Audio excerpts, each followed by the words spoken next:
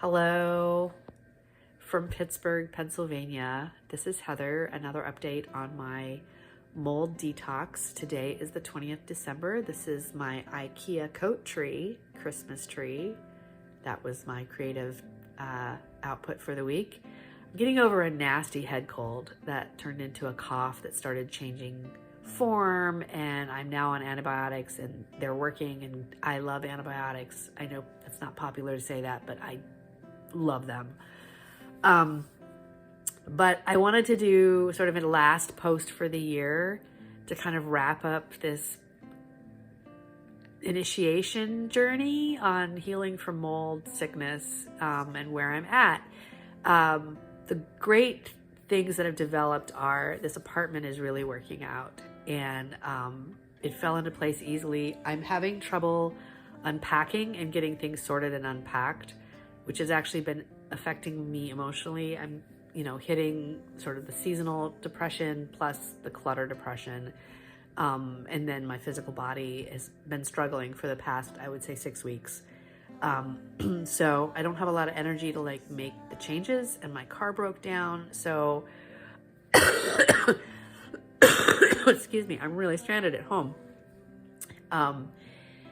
And it's a thing. So it's been kind of a bummer of an ending to the year, but silver linings. My doctor team, I think we've hit a groove.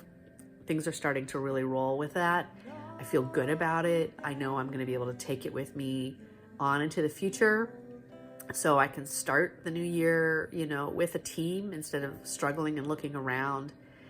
And I can also start the new year with a healthy home, which instead of wondering, so I'm so grateful for both of those things, and the possibilities for what that will mean for how I'll be feeling by this time next year. So knock on wood, I can reach some kind of finish line with the mold part.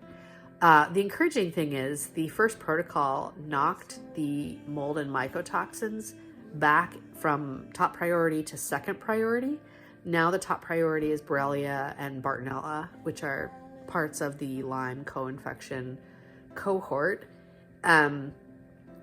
I have a very long and extremely expensive protocol list from my consulting doctor as part of this team, and she never is very shy about prescribing a crap ton of stuff. I forgot that she's quite expensive that way. So because the car died and I got to prioritize fixing that, and because of the holidays and I got to make sure I have money to travel to see my family, I'm just doing an abbreviated version of it to get started on it, and calling it testing the stuff, even though it's not, I don't have everything to test. So I'm starting a few things. I'm adding in a few more for the holidays. And then when I get back from the holidays, and my car is out of the shop, all of my money is going to go to the rest of the stuff so that I can get a solid 4 weeks in with everything. It delays things, but that's what I have to do. She's got some interesting stuff. She's got a peptide in there that had been floated earlier but never prescribed by anybody. Methylene blue is in there, which I haven't started yet because it's a tincture and I don't want to take that on my travels. And then she said I'm working well with the herbal support for mold and mycotoxins. So I'm still testing really well for the itraconazole, but she's like, since you haven't been able to acquire it, let's just keep it there on the list, but don't go after it right now. She's like, you're actually moving things with the herbs that you can get. So let's see how far you can get with that first. So that's nice. I can pause the sleuthing out of the itraconazole. I had something lined up and I was going to try to make that work and put that on pause. So everything is just kind of going at this point. I'm waiting to feel better. I had another vomiting migraine episode. It was 7 weeks apart instead of 3 weeks apart. So I consider that a huge improvement. to have double the time, like more than double the time in between them.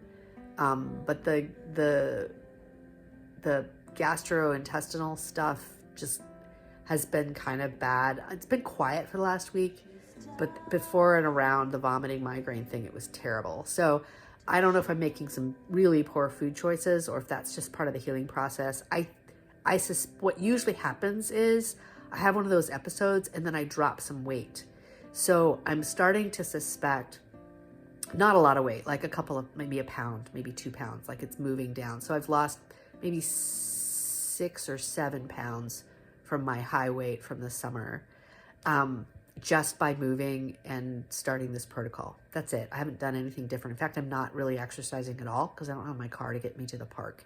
And this neighborhood is sketchy enough that I'm not going to walk around the neighborhood. So I think what's happened, I have a suspicion that there's a component where I am dumping a lot of stuff and that's why I'm getting the migraines. I hope that theory doesn't test out to be correct and I keep seeing that, but that's what I'm wondering. And now I'm rambling. So that's my update. It's, I think next year I'm going to be focusing on building physical strength, like weight training, making sure my exercise is really dialed in.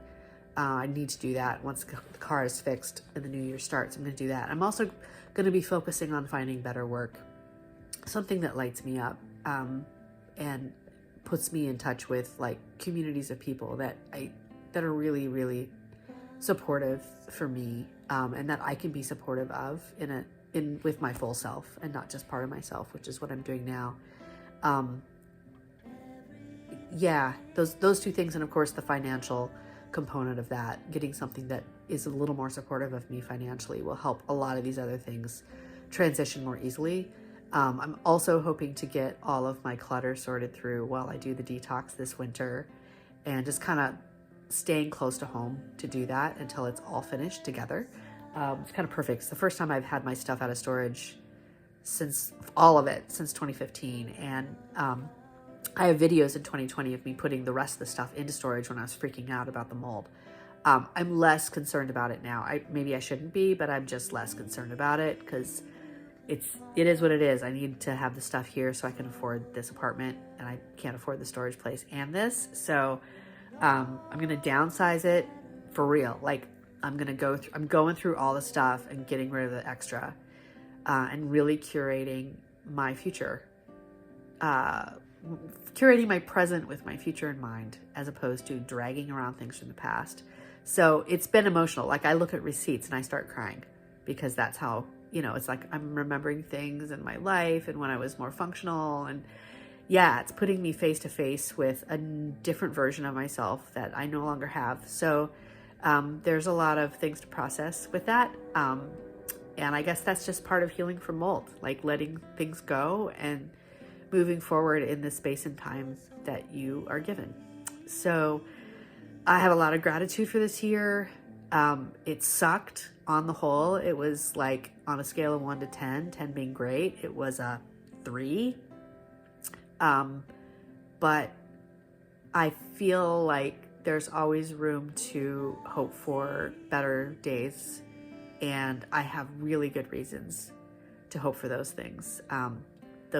They could in fact be inevitable with the apartment I have and the medical team that I have and my personal desire to keep after this. So wishing everybody a happy holiday season and a happy new year.